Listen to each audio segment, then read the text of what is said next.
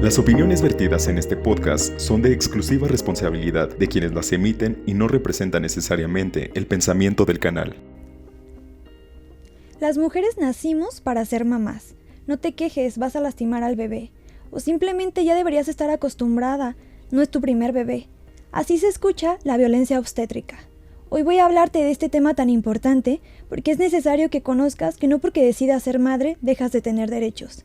Gracias por acompañarme una vez más en este podcast. Yo soy Dania Valle y esto es En Consulta Jurídica. Te invito a ponerte en contacto con nosotros en redes sociales a través de TikTok, Instagram y puedes repetir este podcast nuevamente en Facebook, en YouTube, en Spotify. Recuerda suscribirte a nuestro canal en Sistema Michoacano de Radio y Televisión a través de las distintas plataformas. Y bueno, el día de hoy, como ya lo mencioné, quiero hablarte de violencia obstétrica, pero para ello decidí compartir el micrófono con una especialista. Una mujer interesada en hacer visibles las prácticas violencias que hasta el día de hoy padece la mujer mexicana. Y es decir, lo que no se nombra no existe, pero si empezamos a hablar del tema, podremos no solo hacerlo visible, sino darle una pausa e incluso un retorno a esta constante práctica. Doctora Tania Ábalos Cetina, licenciada en Derecho por parte de la Universidad Michoacana de San Nicolás de Hidalgo, maestra en Derecho Procesal y también doctora en Ciencias Jurídicas, además de ser una persona que se dedica a dar clases, a dar cursos y apoyar a las mujeres mexicanas que están viviendo algún tipo de violencia, pero hoy hablando de violencia obstétrica. Doctora, gracias por estar hoy conmigo. ¿Cómo se encuentra? Al contrario, muchísimas gracias a ti por el espacio, por la invitación. Ojalá que este tema sea de su total agrado e interés. Claro que sí, una mujer muy joven, una mujer que busca hacer visible esta problemática. ¿Cuál es tu interés en el tema? ¿Por qué decides hablar de esto? Bueno, principalmente porque es un tema que no está visibilizado. Es una de las violencias, uno de los tipos de violencia más peligroso precisamente porque es una violencia institucional, pero también es una violencia que se ha silenciado, que se ha escondido en el trasfondo de que es algo normal, de que es que tiene que suceder así porque hay una pauta de medicalización donde es la palabra del médico, lo que dice el médico, sin tomar en cuenta lo que quiere o lo que desea la madre en este caso, ¿no? Entonces también cuando te conviertes en mamá, genuinamente va despertando el interés en estos temas poco visibilizados y en poder hacer eco, el que las personas, sobre todo las madres, las mujeres, puedan reconocer, puedan identificar esta parte de la violencia de género que nos está afectando gravemente. Sí, así es. ¿Cómo podemos definir el concepto? ¿Qué es violencia obstétrica? ¿Cómo lo detectamos? Bueno, la violencia obstétrica forma parte de la violencia de género. Es una violencia, como ya lo comentaba, institucional, arraigada en los sectores principalmente de salud. Es un tipo de violencia que se padece principalmente por mujeres y personas gestantes y que además trae consecuencias que pueden ser no solamente físicas, sino también psicológicas. Y hay una interrelación a veces entre la depresión, por ejemplo, posparto, al trato que recibiste cuando estabas embarazada, ¿no? Por supuesto que sí. Hay una relación directa. Estas afectaciones psicológicas pueden trascender ese plano y afectar, por supuesto, no solamente antes de dar a luz, sino también durante el embarazo, durante el parto y lo que conocemos como el puerperio, que es este periodo de 40 días aproximadamente, en que se restablece de alguna manera la salud tanto de la mujer como del bebé.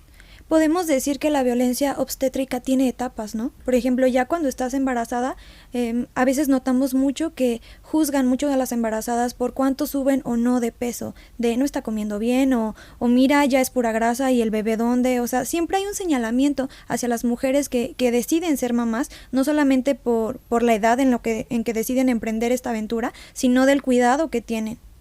Por supuesto, y esto comienza en las consultas prenatales.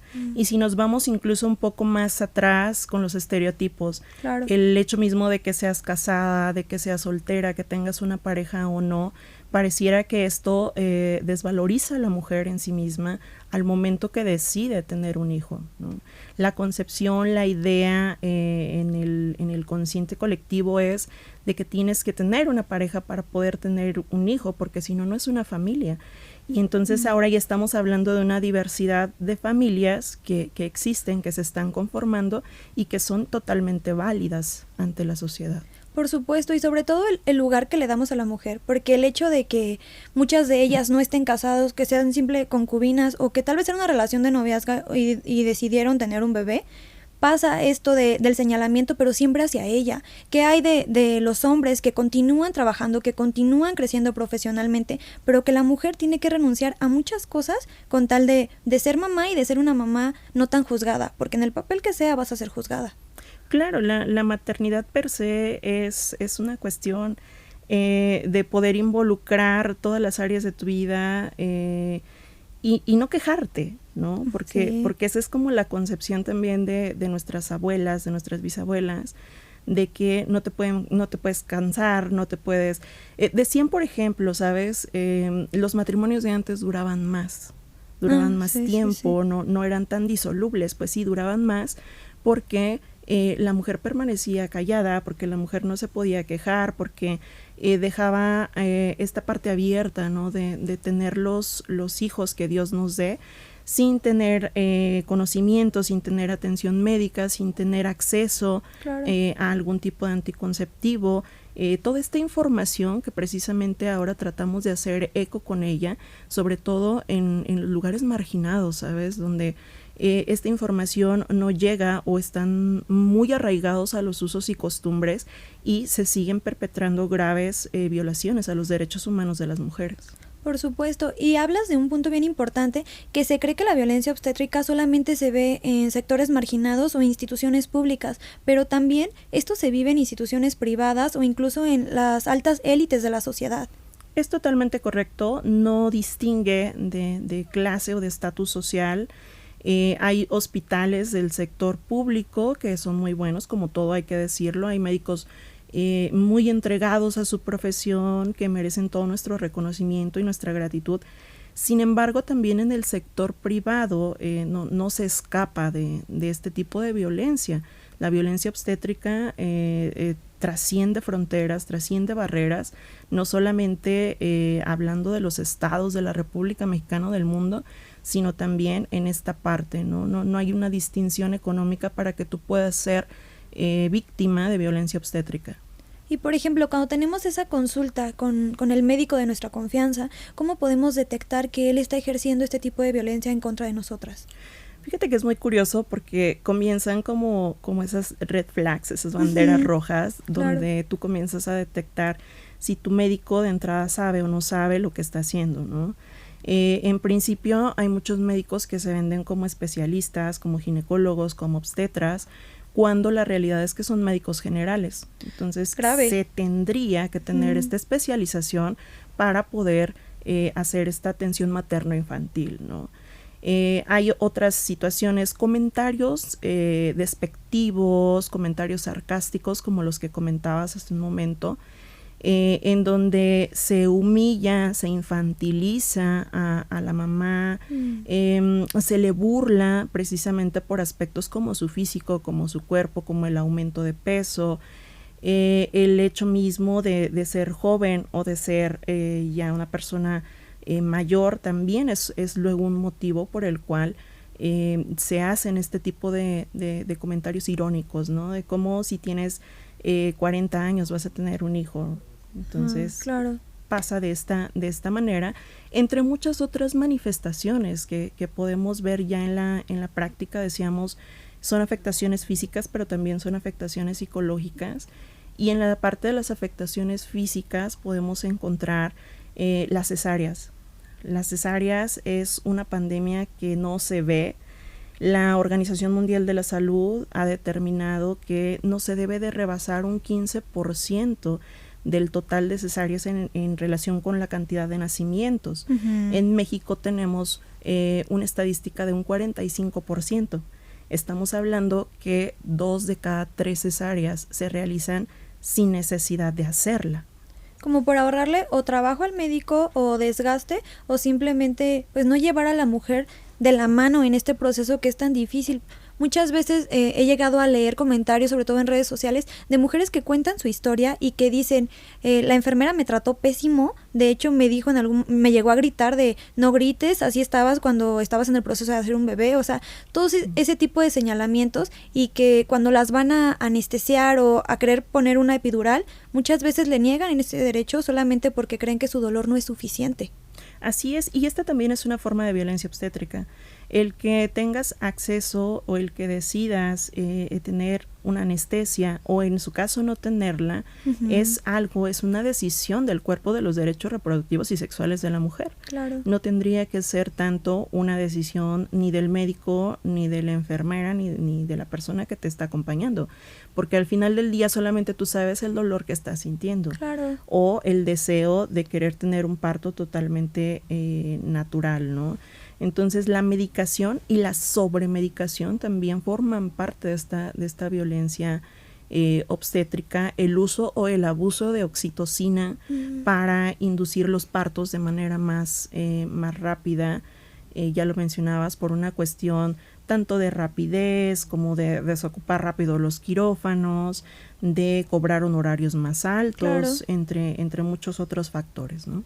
¿Nuestras leyes mexicanas consideras que se ocupan de este tema actualmente?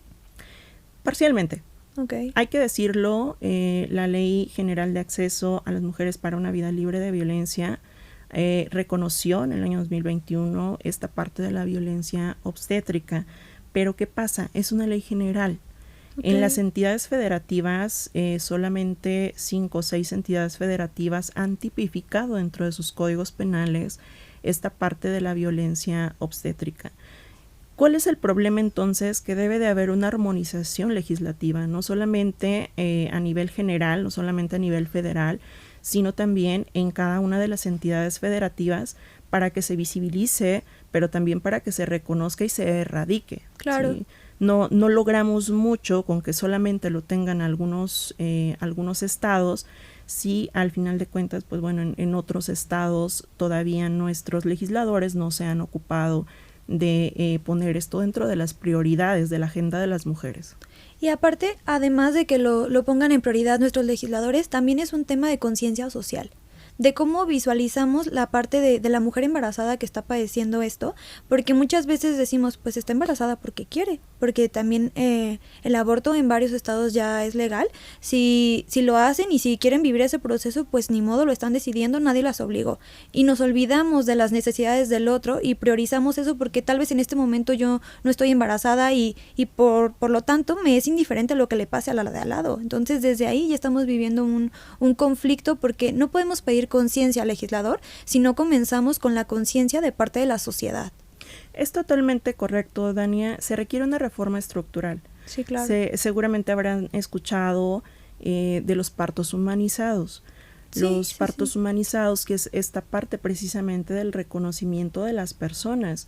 Michel Odent, un obstetra francés, dice, por ejemplo, que para que nosotros podamos cambiar el mundo en el que vivimos, necesitamos comenzar por cambiar la forma en que nacemos.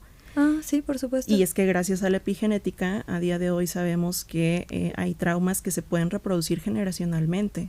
Entonces, si realmente queremos generar un cambio, pues tenemos que comenzar por esa reforma estructural, por esa reforma no solamente legislativa, sino también en el ánimo de la conciencia social, en el hecho de poder humanizar, de poder empatizar, de poder hacer conscientes a las personas de la existencia de este problema, pero principalmente el sector salud.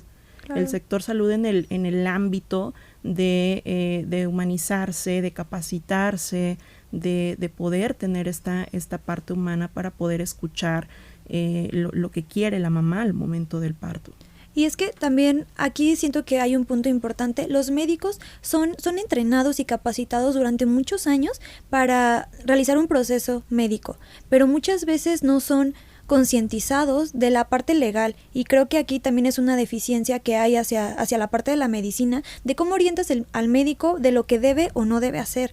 Entonces también por parte de nosotros los abogados deberíamos comenzar a tener también interés sobre brindar capacitaciones que sean respetuosas de derechos humanos y que fomenten al médico esa necesidad de respetar los derechos de la mujer embarazada.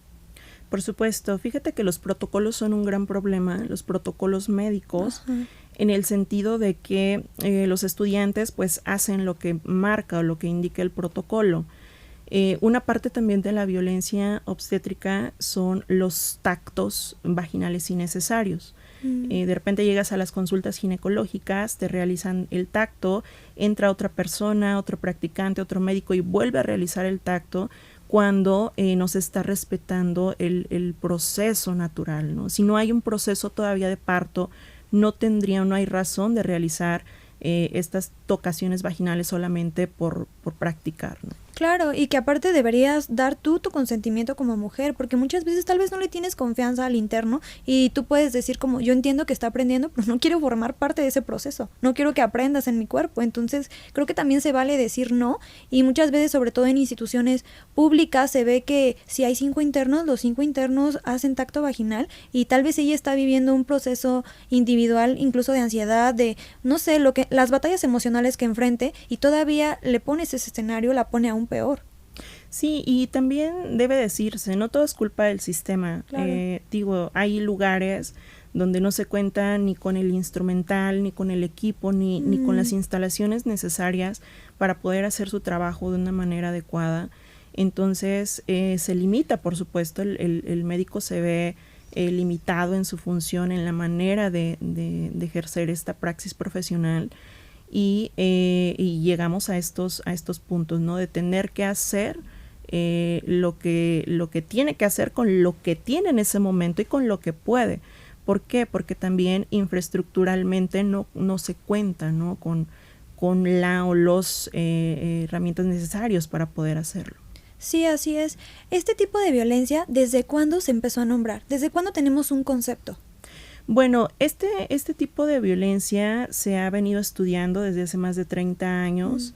Ha cobrado especial relevancia en la última década, pero también hay que decirlo que el reconocimiento se ha logrado en función de los movimientos feministas de finales del siglo XX. Como tal, esta ley que mencionaba anteriormente, la Ley General de Acceso, lo recoge, lo reconoce, que ya es un avance en materia legislativa. Y hablábamos, por ejemplo, también de esta cifra negra, ¿no? Esta cifra donde no se denuncia por desconocimiento.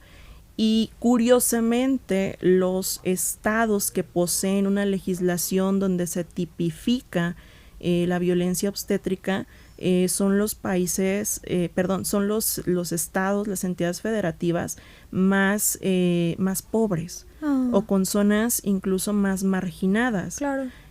Algo curioso además es Chiapas, por ejemplo.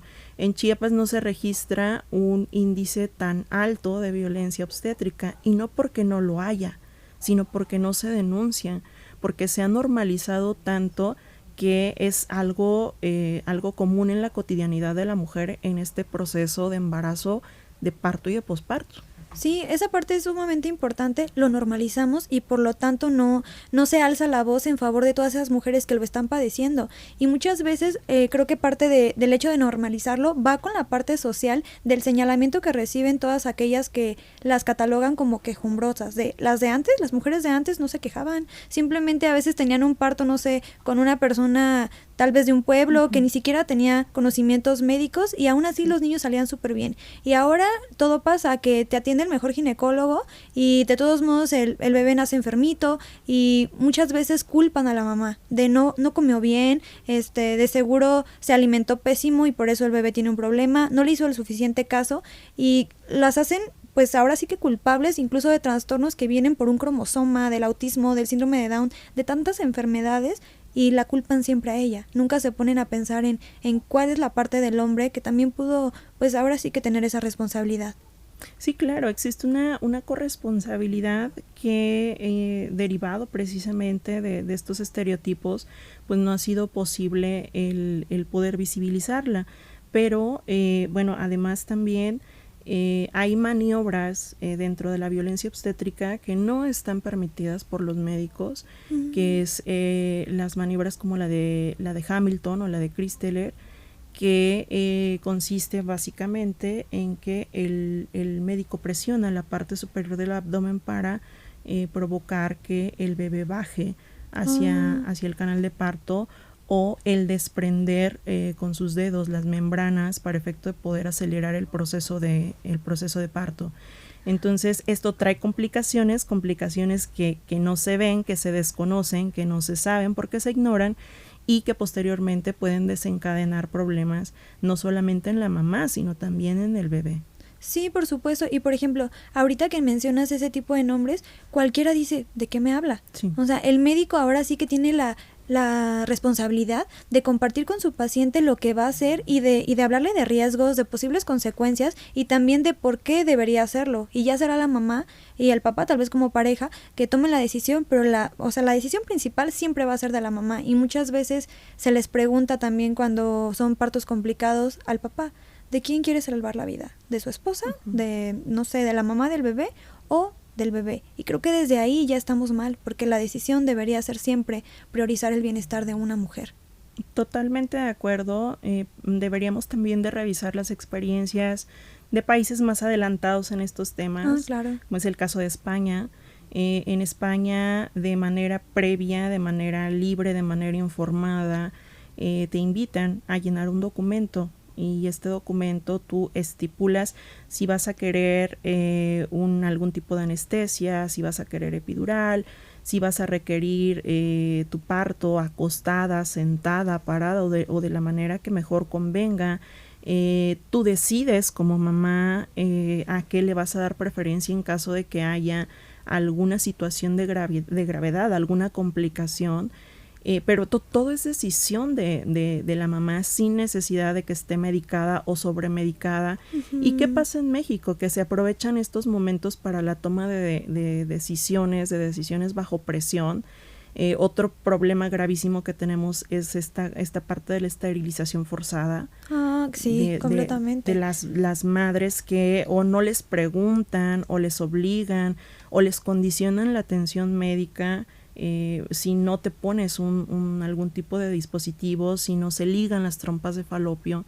Entonces es también una condición muy grave que sigue existiendo, que se sigue dando y que te condiciona, por supuesto, ¿no? Claro, y que aparte muchas mamás no saben que los derechos no se condicionan.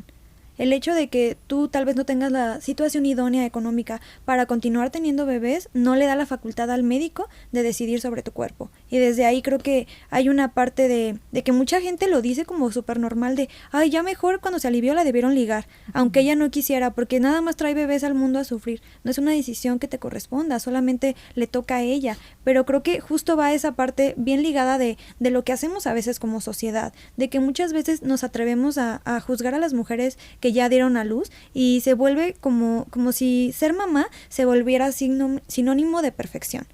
Ya te aliviaste, ya al mes tienes que tener tu cuerpo igual o mejor, ya al mes el bebé tiene que tener la mejor atención, tienes que lactar, aunque no puedas o no quieras o tu cuerpo no esté capacitado, y desde ahí volvemos a la mujer en un estrés constante, no solo desde el embarazo, sino lo que continúa y hasta el siguiente bebé o solo uno. Toda esa presión social la ejercemos nosotros. Sí, por supuesto.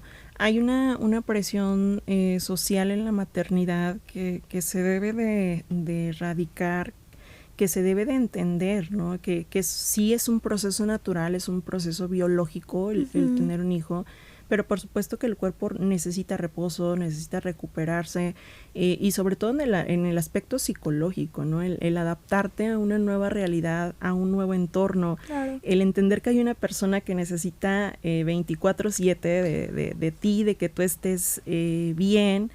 De aquí la gravedad, Dania, por ejemplo, de las cesáreas innecesarias. Sí, claro. ¿Por qué? Porque esto pone en riesgo no solamente a la mamá, sino que dificulta el proceso de recuperación. Recordemos que se abren más de 7 capas de piel hasta llegar al útero para poder sacar al bebé. Entonces no es una cirugía menor, es una situación complicada. Y aparte esta exigencia, ¿no? De tener que recibir visitas, de tener que salir bonita en las fotos. Sí. Y súper feliz. Sí, y feliz, aparte de todo, ¿no? Entonces sí hay que hacer conciencia, no solamente en el ámbito médico, sino también en el ámbito social, de lo delicado y lo pertinente que es un posparto, ¿no? De qué sí hacer y qué evitar en estos casos para ayudar a una maternidad más adecuada y más sana. Y aparte, hace unos días veía contenido en redes sociales, ahorita en TikTok está muy de moda, que los influencers relaten cuál es su vida. Y hay el caso de 2 chicas que son mamás jóvenes, y uno va a los comentarios y ves la cantidad de juicios impresionantes que les hacen, de que, no sé, la chava lleva algunos días de haberse aliviado y ya esperan verla igual. Y volvemos a la parte de cosificar el cuerpo de una mujer, de que necesitas verte bien porque si no te cuidas te va a engañar y te va a dejar y qué vas a hacer. Y lo peor que le puede pasar a una empresa es que una mujer le diga, ya estando contratada, que está embarazada. Entonces también vamos ahí a la conciencia del empresario de los derechos de una mujer embarazada. Sí, por supuesto, lo comentábamos, ¿no? Es una cuestión lastimosa porque sucede en el día a día, en la cotidianidad. Los puestos, las posiciones de poder, la toma de decisiones se sigue reservando al género masculino, y pareciera que el estar embarazado fuese una enfermedad. Sí. No, reitero, es un proceso natural, es un proceso biológico. No estás enfermo, no te quita ni de que puedas ser igual o más eficiente, o que puedas solucionar las cosas en tu trabajo de la misma manera en como lo venías haciendo aún estando embarazada. Sí es más difícil, por supuesto que lo es. Claro. Sin embargo, pues no es imposible, ¿no? Y que tristemente creen que es una enfermedad mental, porque justo valoran a una mujer por el hecho de ser mamá, a que es menos capaz de llevar una responsabilidad, una dirección de un departamento, o simplemente que no puede tomar decisiones de manera objetiva porque ya la consideran muy emocional. Entonces, creo que también aquí como empresarios deberíamos empezar a notar quiénes son los que lideran las grandes empresas, despachos, no sé, cualquier puesto de poder, generalmente son hombres. ¿Y por qué? Porque mamá a la casa, mamá a cuidar a los niños, mamá a verse bien para atender al papá, y como mujeres parece que en el momento en el que decides ser mamá, ya no eres Dania, ya no eres Tania, ya eres la mamá de. Sí. Entonces desde ahí vamos a la parte de como sociedad necesitamos atender el concepto que tenemos de las mamás. Claro, y si a esto le sumas a esta exigencia de verte bien, de sentirte bien, le sumas prácticas de violencia obstétrica, como es el caso de la episiotomía, todavía se agrava muchísimo más la episiotomía, que es esta incisión que se realiza en el área entre la abertura vaginal y el ano, que muchas veces es para que se abra, para poder expandir el canal de parto, para que pueda salir la cabecita y el cuerpo del bebé, pero es también una práctica donde no te preguntan. Solo lo hacen. Solamente lo hacen, no lo sientes porque pues estás anestesiado, pero ya cuando estás en la sala de recuperación te dicen, te tuvimos que practicar la episiotomía. Tiene implicaciones también gravísimas, como es el desgarro anal, algún tipo de hemorragia, algún tipo de infección, e incluso problemas al momento de defecar. Y decíamos, o sea, si a esta exigencia le sumas estas prácticas que no deberían de realizarse, pues se complica todavía mucho más. Es imposible pensar que una mujer con una episiotomía pueda presentarse a trabajar 40 días después, ¿no? Claro. Y estar como si nada y hacer tu función de manera normal. Y que solo le den vacaciones a la mamá, o más bien incapacidad, y que al papá, no sé, la mamá se alivió el viernes y el lunes lo veas en la oficina. ¿Qué? O sea, no, desde ahí estamos mal, porque no solo es cuidado de la mamá, si el papá puede estar presente siempre va a ser mucho mejor. Sí, esto también entra dentro de los estereotipos y del estigma social, en el sentido precisamente del reconocimiento de derechos de los hombres, que es otro gran tema que se tiene que tratar y que se tiene que visibilizar, porque sí, hay instituciones que respetan esta parte de los derechos laborales del hombre, pero también el estigma, ¿no? Es decir, si tú como hombre solicitas que se te respete este derecho, es porque eres un mandilón, sí, o es porque te pegan, o es porque te obligan, o es porque tu mujer te quiere en tu casa. Entonces es complicado también para los hombres el hacer valer estos derechos frente a las instituciones, tanto públicas como privadas, y los centros de trabajo. Sí, así es. Y bueno, para finalizar, porque desafortunadamente se nos ha acabado el tiempo, ¿qué le dirías a todas esas mujeres que hoy están embarazadas? Un mensaje para hacer visible esta práctica, pero sobre todo para que lo puedan prevenir. Por supuesto, la violencia obstétrica tiene que hablarse, tiene que escribirse, tiene que ponérsele un nombre, tiene que visibilizarse y todos los testimonios cuentan. Todos estos testimonios, todo lo que podamos abonar, lo que podamos aportar desde nuestro conocimiento, desde nuestras experiencias propias, abonan precisamente para esta parte de dejar de normalizar prácticas tan lastimosas en las mujeres y que transgreden sus derechos humanos. Hay instituciones que pueden apoyarles, generalmente son organismos no gubernamentales los que tratan y apoyan estas situaciones de violencia obstétrica, pero hay que darles más empuje, hay que darles más auge para que resuene y sobre todo para que podamos hacer valer nuestros derechos como mujeres, estos derechos reproductivos, estos derechos sexuales y que no se sigan transgrediendo. Perfecto, Tania, pues te agradezco mucho el espacio, pero sobre todo el interés en este tema, porque es de abogados diferentes y los que verdaderamente tienen la labor de cambiar esta sociedad, los que se ocupan de este tipo de temas. Gracias por estar hoy conmigo. Al contrario, muchísimas gracias a ti.